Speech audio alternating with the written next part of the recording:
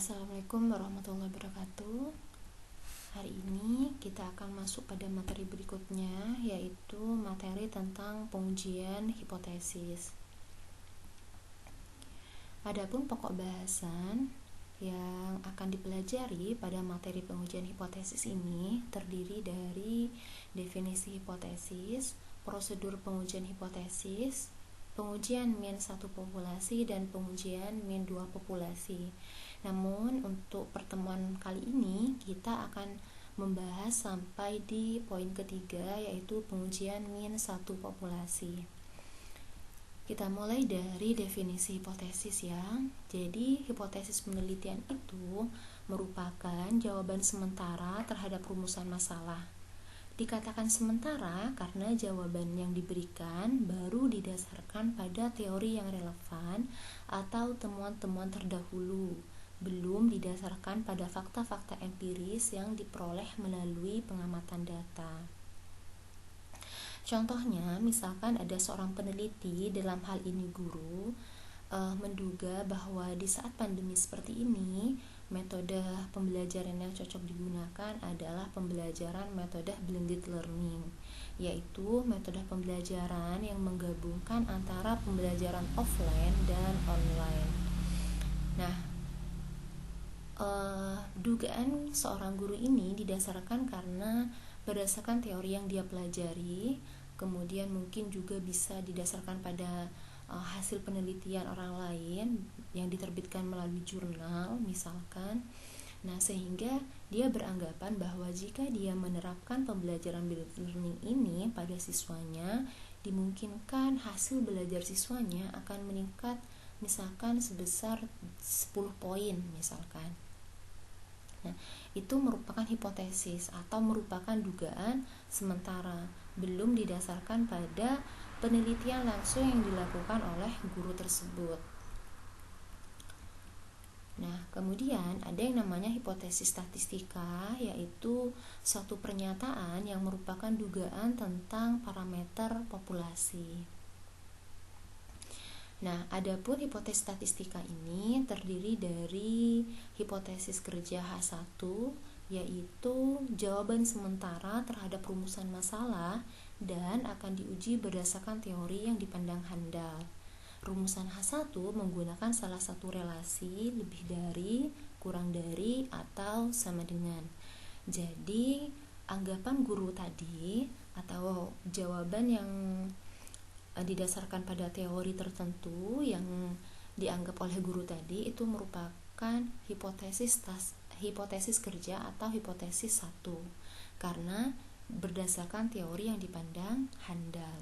Sebaliknya, ada yang namanya hipotesis 0 atau disingkat menjadi H0, yaitu dirumuskan karena teori yang digunakan masih diragukan kehandalannya, di mana H0 itu merupakan hipotesis yang akan diuji secara statistika. Rumusan H0 selalu menggunakan relasi sama dengan. Jadi H0 ini kebalikan dari H1. Nah, pengujian hipotesis, misalkan theta merupakan parameter populasi, sedangkan theta 0 merupakan suatu bilangan tertentu. Nah, dalam pengujian hipotesis kita akan menggunakan 3 uji pihak. Yang pertama, uji dua pihak, kemudian yang kedua itu ada uji sisi kiri atau uji pihak kiri, dan yang ketiga itu ada uji sisi kanan. Nah, di antara ketiga pengujian hipotesis ini yang membedakan itu hanyalah H1. Kalau H0-nya semuanya di sini bunyinya sama, yaitu H0 adalah parameter populasi. H0 berbunyi parameter populasi sama dengan sebuah bilangan tertentu. Nah, semuanya sama, menggunakan relasi sama dengan.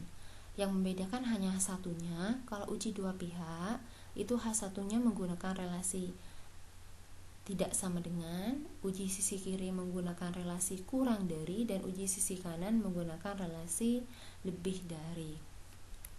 Nah, Di antara 3 uji pihak ini, kita hanya memilih salah satu dari 3 kemungkinan agar hipotesis penelitian terdiri di salah satu H0 saja atau H1 saja.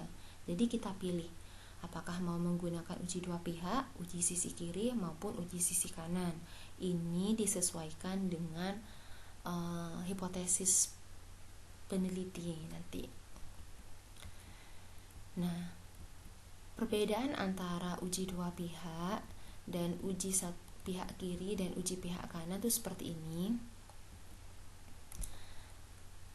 Jadi kalau uji dua pihak itu kalau digambar grafiknya akan seperti ini. Kita perhatikan semua grafik di antara 3 uji ini.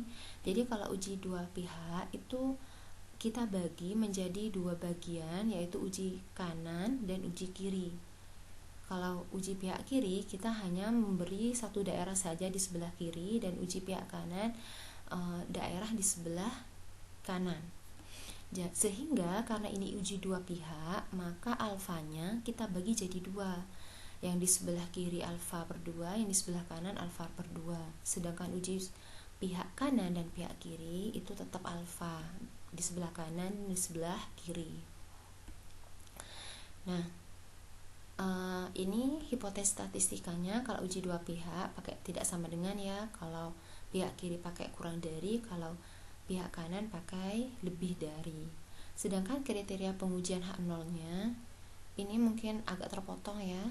Jadi saya bacakan, tolak H0 jika Z kurang dari Z alfa per 2 atau Z lebih dari alfa per 2. Kalau ini Z kurang dari atau sama dengan min Z alfa per 2 atau Z lebih dari Z alfa per 2. Jadi Z yang Z ini yaitu Z hitung, Z yang kita peroleh melalui rumus. Sedangkan Z alfa per 2 ini merupakan Z tabel. Nanti akan ada tabel untuk masing-masing fungsi. Ada uji T, ada uji Z. Nah, yang saya contohkan di sini uji Z. Ini berlaku juga untuk uji T nanti. Kalau uji pihak kiri, tolak H0 jika Z kurang dari min Z alfa. Sedangkan uji pihak kanan, tolak H0 jika Z lebih dari Z alfa. Nanti ini akan kita bahas atau kita perdalam lagi melalui contoh soal. Contohnya seperti ini. Seorang peneliti mengatakan bahwa rata-rata nilai UAN matematika siswa SMP di Pamekasan tidak kurang dari 5,25. Nah, kalau kita perinci soal ini, misalkan kita perinci menjadi populasi. Populasi itu merupakan himpunan semua siswa SMP kelas 9 tahun 2019 yang mengikuti UAN misalkan ya. Ini kan rata-rata nilai UAN ya. Jadi kalau yang mengikuti UAN itu kan siswa kelas akhir. Dalam hal ini siswa kelas 9 kalau dia SMP. Itu populasinya. Karakteristiknya adalah nilai UAN matematika. Karakteristiknya adalah nilai UAN matematika. Jadi yang akan kita teliti itu kan nilai UAN-nya. Kalau parameter itu rata-rata. Jadi yang akan kita uji nilai UAN itu masuk karakteristik, parameternya adalah rata-rata. Jadi rumus yang digunakan nanti kan rata-rata. Ini masuk di parameter. Sedangkan klaim hipotesis yaitu pernyataan penelitinya apa? Pernyataan penelitinya tadi yaitu rata-rata nilai UAN matematika siswa SMP di Pamekasan tidak kurang dari 5,25. Tidak kurang. Kalau tidak kurang itu berarti lebih ya. Nah, secara simbol lebih dari atau sama dengan 25. Kalau tidak kurang berarti lebih. Lebih atau sama dengan. Nah, seperti ini simbolnya. Nah, rumusannya sekarang. Rumusannya kita tinggal merumuskan H0 berbunyi mu sama dengan 5,25. Ingat kalau H0 kita menggunakan relasi sama dengan. Sedangkan H1 itu merupakan kebalikan dari hipotesisnya. Jadi kalau ini sama dengan, nah ini kan tadi klaim hipotesis. Klaim hipotesis itu lebih dari atau sama dengan. Di sini ada relasi sama dengan. Sehingga karena sama dengan sudah dipakai di H0 ini, karena ada sama dengannya, maka sama dengan ini dipakai oleh H0. Karena sudah dipakai oleh H0, maka untuk H1 kita mencari kebalikannya. Kebalikan dari lebih berarti kurang. Nah, dalam hal ini klaim peneliti terletak di H0. Yang diuji secara statistik adalah H0. Jika H0 diterima, maka klaim peneliti diterima. Jika H0 ditolak, maka klaim peneliti ditolak. Jadi klaim hipotesis tadi itu kan berbunyi mu lebih dari atau sama dengan 25. Kita ketahui bahwa H0 itu relasinya harus menggunakan sama dengan. Karena sama dengan ini sudah dipakai di klaim yang ini ya. Jadi untuk H1 harus menggunakan kebalikannya. Kebalikan dari lebih yaitu kurang. Nah, klaim hipotesisnya terletak di mana? Ini kan klaim hipotesis. Nah, klaim hipotesisnya terletak di H0. Kenapa? Karena ada relasi sama dengan, seperti itu.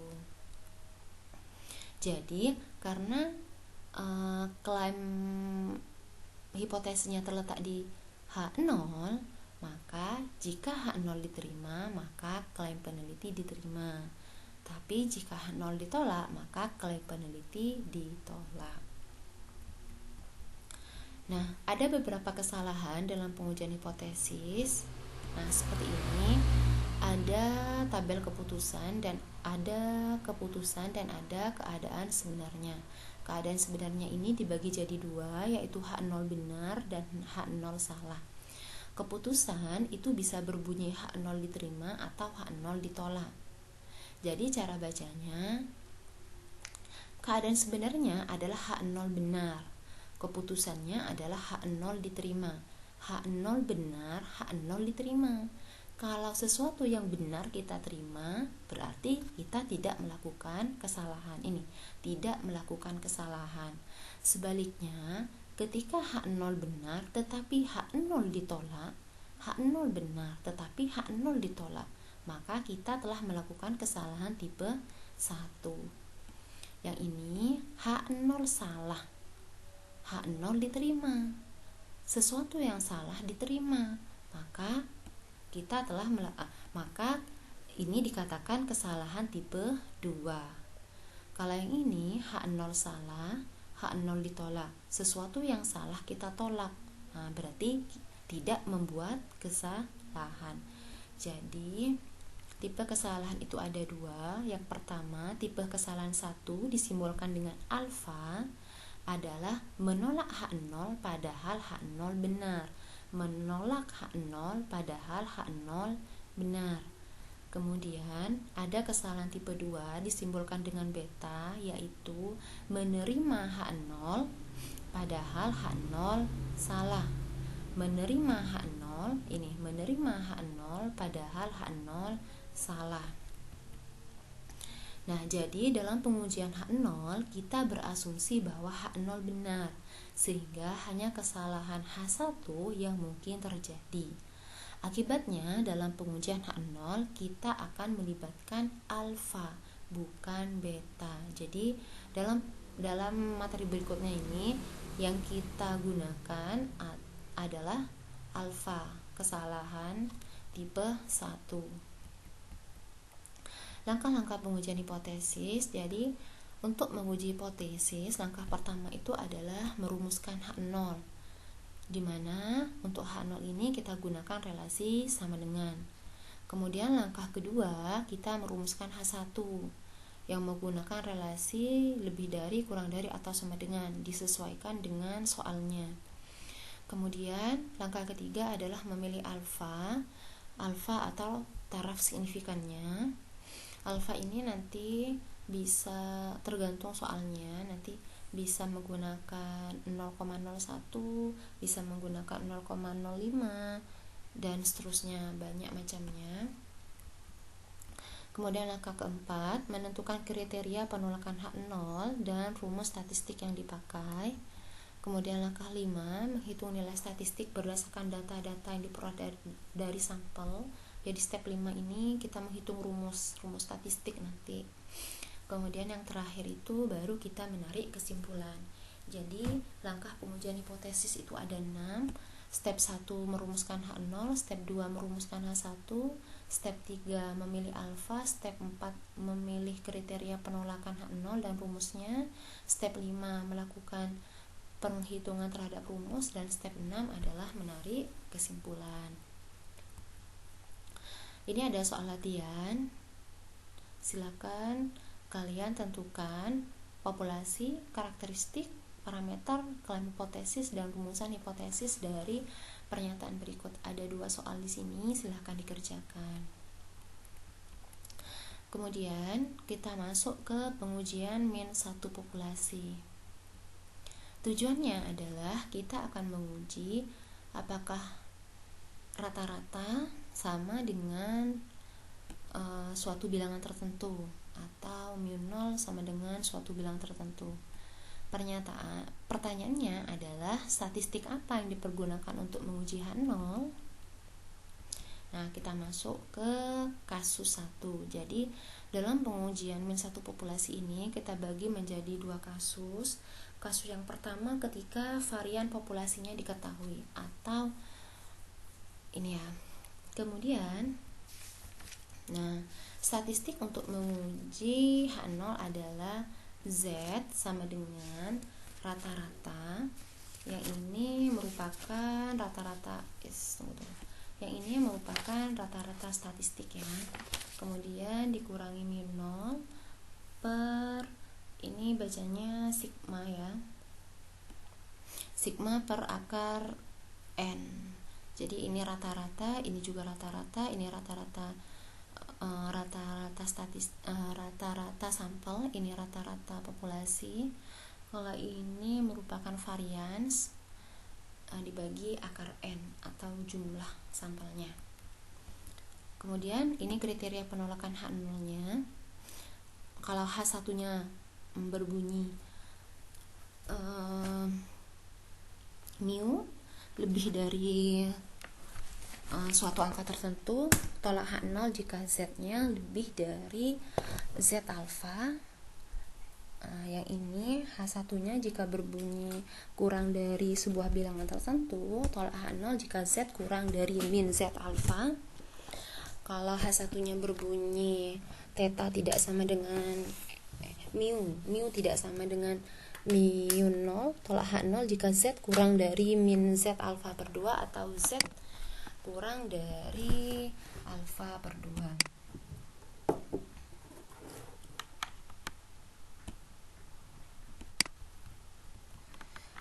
Adapun kasus 2 ketika varian populasinya tidak diketahui. Nah, kalau varian populasinya tidak diketahui, maka varian populasi ini kita estimasikan dengan varian sampel atau S kuadrat, sehingga statistik yang digunakan untuk menguji H0 adalah uji T.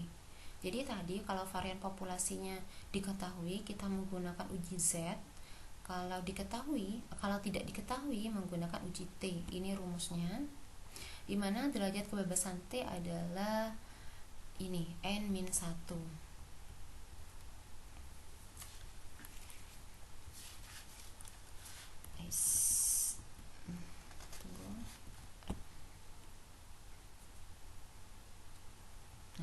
Ini kriteria penolakan H0-nya hampir sama dengan tadi ya, hanya mengubah Z-nya diubah menjadi T karena menggunakan uji T.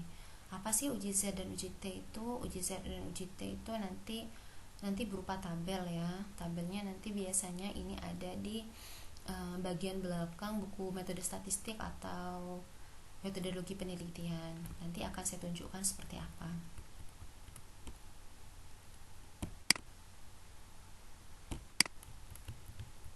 Ini contohnya.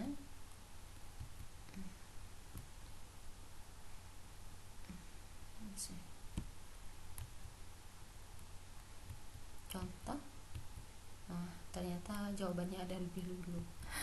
Soalnya, seorang peneliti menduga rata-rata lama hidup orang Indonesia melebihi 60 tahun. Ini ya, menduga rata-rata lama hidup orang Indonesia melebihi 60 tahun. Dari 100 orang Indonesia yang meninggal, didapat rata-rata hidup mereka adalah 61. Jika simpangan baku lama hidup orang Indonesia 6 tahun, apakah dugaan peneliti dapat diterima pada taraf signifikan 0,05? Penyelesaian, kita tentukan dulu populasinya. Ini boleh ditulis atau boleh tidak ya, tapi di sini kita tulis, kita perjelas apa populasinya. Populasinya adalah himpunan orang Indonesia yang telah meninggal, karena untuk menduga lama hidup Indonesia itu kan menunggu orang itu meninggal. Jadi karakteristiknya adalah lama hidup, sedangkan parameternya adalah rata-rata atau mu.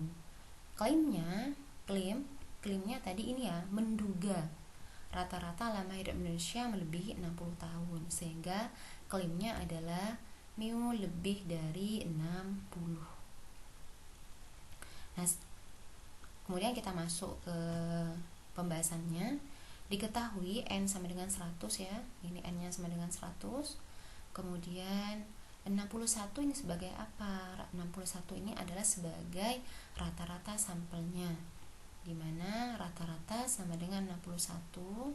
Kemudian 6 ini adalah simpangan baku, sama dengan 6. Kemudian taraf signifikan 0,05 ini adalah alfa. Jadi alfa sama dengan 0,05. Taraf signifikan itu adalah bisa disebut juga dengan derajat kepercayaan ya. Jadi derajat kepercayaan orang terhadap hasil penelitian itu dengan taraf kesalahan 0,05 atau sekitar 5%. Jadi 5%-nya salah, 95%-nya benar, seperti itu. Nah, langkah-langkah pengujian klaim. Ingat tadi langkah-langkah pengujian klaim ada 6. Yang pertama kita merumuskan H0. Rumusan H0-nya adalah mu sama dengan 60. Nah, kita ulang dari depan ya. Nah, ini ya. Ini klaimnya lebih dari 60 ya. Klaimnya lebih dari 60. Ingat, kalau H0 itu mesti bunyinya itu sama dengan. Nah, H1-nya karena H1 itu kita memilih lebih dari, kurang dari, atau tidak sama dengan ya. Jadi klaimnya tadi kan lebih dari, sedangkan di H1 kan harus sama dengan. Jadi kita harus meletakkan klaim itu apakah mau ditaruh di H0 atau di H1. Jadi kalau H0-nya sudah sama dengan, maka klaim yang tadi yang lebih dari 60 itu kan tidak ada di sini, sehingga karena tidak ada di sini maka kita taruh di H1. H1 berbunyi mu lebih dari 60. Jadi klaimnya terletak di H1. Kemudian langkah selanjutnya adalah menentukan taraf signifikannya atau alfanya, yaitu 0,05. Kemudian keempat itu kriteria penolakan H0. Nah, tolak H0 jika Z-nya lebih dari Z alfa. Kenapa menggunakan Z lebih dari Z alfa? Karena H0-nya menggunakan relasi lebih dari. Karena H1-nya menggunakan relasi lebih dari, maka kita menggunakan Z lebih dari Z alfa. Ini sesuai dengan yang ini ya. Disesuaikan dengan sama yang ini karena ini uji Z. Nah, ini disesuaikan sama yang ini karena tadi kan pakai ini ya, H1 lebih dari H0 H1 itu menggunakan relasi lebih dari, sehingga tolak H0 jika Z lebih dari Z alfa. Oh iya, untuk soal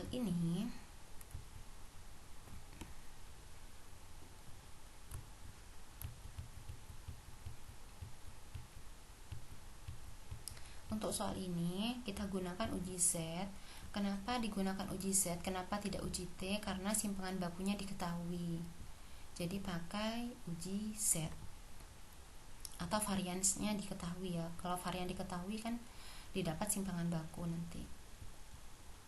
Nah, setelah menentukan kriteria penolakan H0, langkah kelima adalah menghitung nilai Z. Menghitung nilai Z, ini rumusnya, kita tinggal memasukkan atau mensubstitusikan ke rumus. Rata-ratanya tadi kan 61, kemudian θ nolnya 60, kemudian yang ini simpangan bakunya 6, kemudian N-nya adalah 100. Kalau dihitung nanti dapat 1,667. Ini merupakan Z hitung. Ini merupakan Z hitung. Nah, kesimpulannya Z hitungnya akan dapat 1,667. Sedangkan Z 0,05 didapat 1,645. Z hitung lebih dari Z tabel. Ini Z hitung lebih dari Z tabel. Karena Z hitung lebih dari Z tabel, maka H0 ditolak. Ini jika Z lebih dari Z alfa, maka tolak H0. Ini maka H0 ditolak dan klaim peneliti diterima. H0 ditolak. Kalau H0 ditolak, berarti yang diterima siapa? Yang diterima berarti H1. Yang diterima H1 apa? H1 ini, H1 yang ini. Nah, klaim peneliti kan tadi terletak di sini, sehingga dikatakan bahwa klaim peneliti diterima. Nah, artinya rata-rata lama hidup Indonesia melebihi 60 tahun. Nah, di sini ada Z 0,05 yang nilainya 1,645. Nah, didapat dari mana nilai ini? Ini caranya. Nah, ini caranya ya. Kita perhatikan tadi itu merupakan uji pihak kanan karena relasinya menggunakan lebih dari. Yang H1-nya kan berarti itu merupakan uji pihak kanan.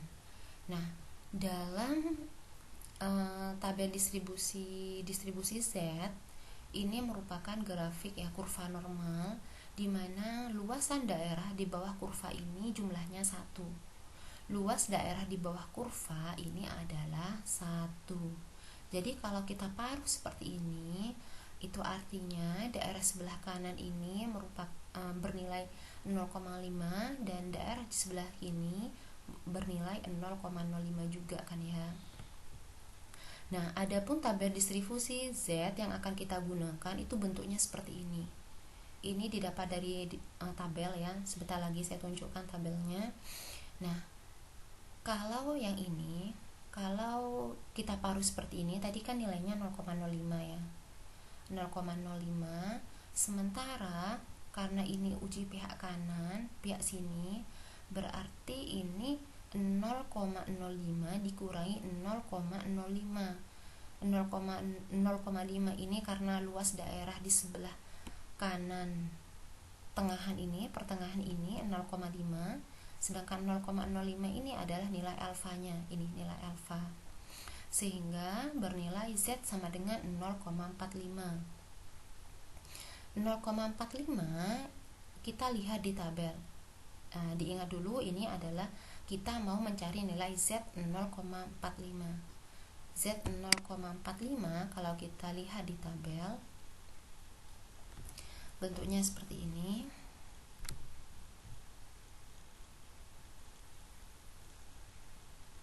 Nah, ini merupakan tabel distribusi Z ya.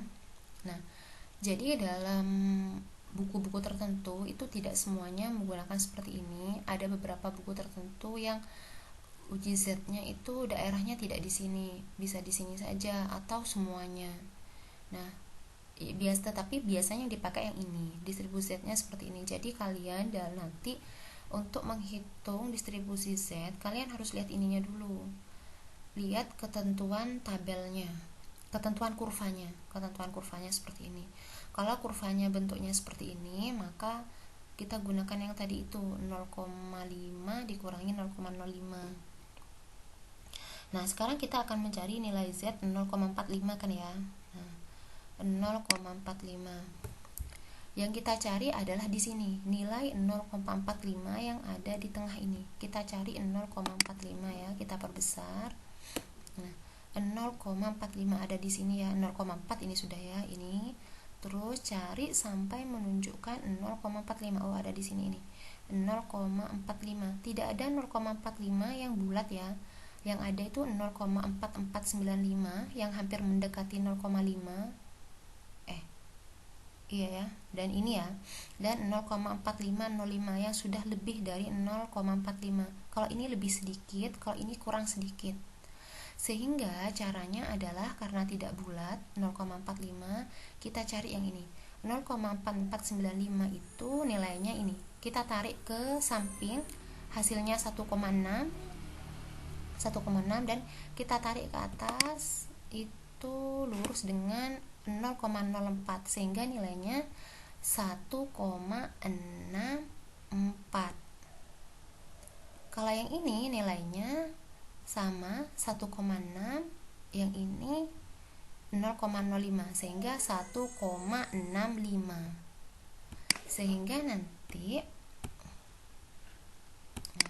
Sehingga nanti nilai dari Z 0,45 adalah 1,645 ditambah 1,65 dibagi 2 sama dengan 1,645. Sehingga yang tadi itu nilai Z-nya adalah 1,645. Jadi caranya seperti itu. Nah, ini ada latihan, silahkan dikerjakan. Nanti akan saya taruh juga di Google Classroom ya, jadi biar kalian bisa mengerjakan. Nah, cukup seperti itu pokok bahasan hari ini. Nanti kita diskusikan lebih lanjut di grup WA. Silahkan dipelajari. Saya akhiri. Assalamualaikum warahmatullahi wabarakatuh.